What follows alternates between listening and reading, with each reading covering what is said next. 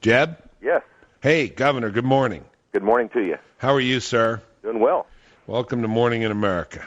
It is a joy. I've listened to you. Now I get to talk to you. That's pretty cool. Thanks very much. Listen, we want to get right to it. Well, first, what are you doing? What are you doing these days? Free time, leisure time, feet on the desk? No. Well, I got a little business. I'm consulting. My son and I work together, which is fantastic. Yeah. I do some speaking, and I'm on some boards. Great. Well, we're delighted you joined us. Let's just jump right in. I'll tell you, the takeoff point was this very good article by Fred Barnes. We came and visited with you. A number of things I want to talk to you about. Oh, it was you. It's always substance. So let's get to it.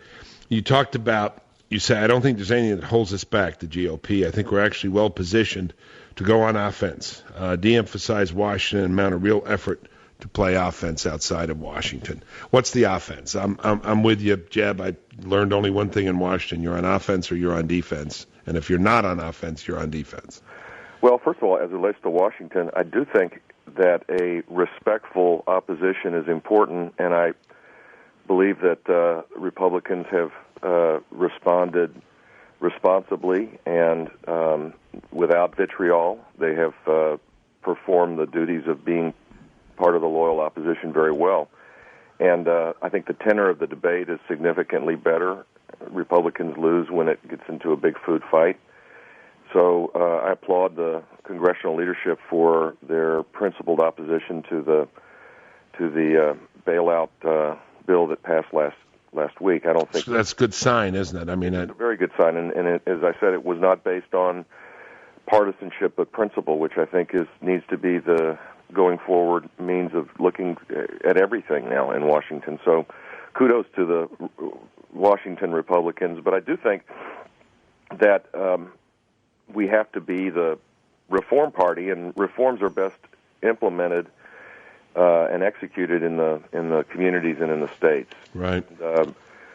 This kind of reminds me of a time in the early 90s when there were some reform-minded governors that led the way in welfare reform. Yeah. The beginnings of education reform, yeah, and many other things, economic development, just priming the pump to create higher-wage jobs. Governors Thompson, Engler, Ridge, Bush, not me, but the other one, right, were the you bet. We're kind of showed how, through their actions they showed what the Republicans could do, and it helped, I think, in '94 and sure beyond. Did. We talked. We were down in your state, in Miami, at the Republican governors. Haley Barbour talked about Republicans come naturally to the job of governor. Some do it better than others. You were extraordinarily good at it, but they like to do things and get things done. The only problem I see now about let's do it outside of Washington is that Washington is, like it or not, so much the center of things now. The Washingtonization of everything. We've got people talking about a national bank. We've got capitalists, excuse the expression, going, to ask for bailouts, to ask for more money. You remember the old thing, the problem with socialism is socialism, the problem with capitalism is capitalists. Washington is, like it or not, Paris, before the fall. It's the center of all activity now. No, I agree with that, and I'm not saying that we do one in the absence of the other, but to ignore Governors Jindal, right, Daniels, Barbour, Sanford, Perry, right. To ignore the governor's race in California, which is good, 1/7 of our economy, to depend on Washington to be the savior of the Republican Party, I think would be foolhardy as well. But clearly, conservatives in Washington need to respectfully oppose initiatives that go against our principles. There's no denying that, and there'll be a lot of attention on that. But that's playing defense for a while. Yes.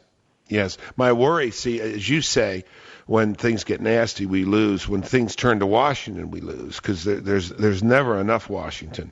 Did you hear some of the comments, Jeb, from some of the Democrats on the stimulus bill saying, well, this is a good first step? No, in fact, I believe that the spokesman for President Obama said that they're considering a second stimulus package, and we haven't even gotten into the budget.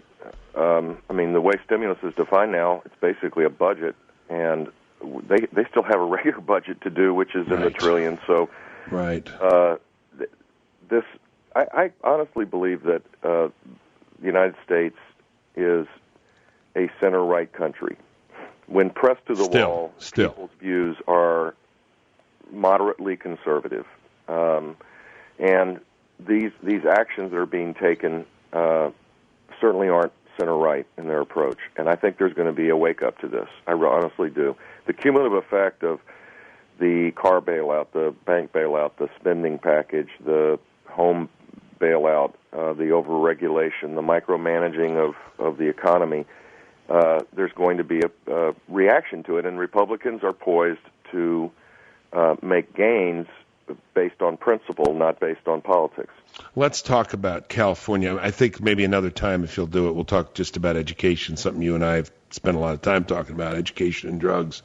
You've always been very kind to give of your time to me to do those things. But let's talk about this politics, because you said in the interview, California should be in play. I'm very much of that view. I'm going out to California, Jeb. I'm going to speak at the convention next week with Mitt Romney and Meg Whitman. We shouldn't start down 55. You draw some analogy to Florida here in talking about California being in play. Can we really put that big polyglot state into play for the Republican Party? I think we have to. I don't think it's a question of can we. The electoral map requires us to be a national party. Right now, for president, a Republican has to win every state that it's targeted, because the base has been narrowed down to 275 or something like that. It's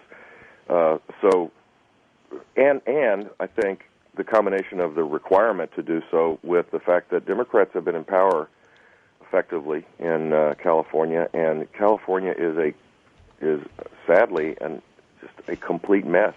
A $42 billion budget deficit is breathtaking. I guess my question, let me sharpen it because I can hear the calls coming now, Bill, not a Republican governor, but a conservative governor. Can we get a conservative governor?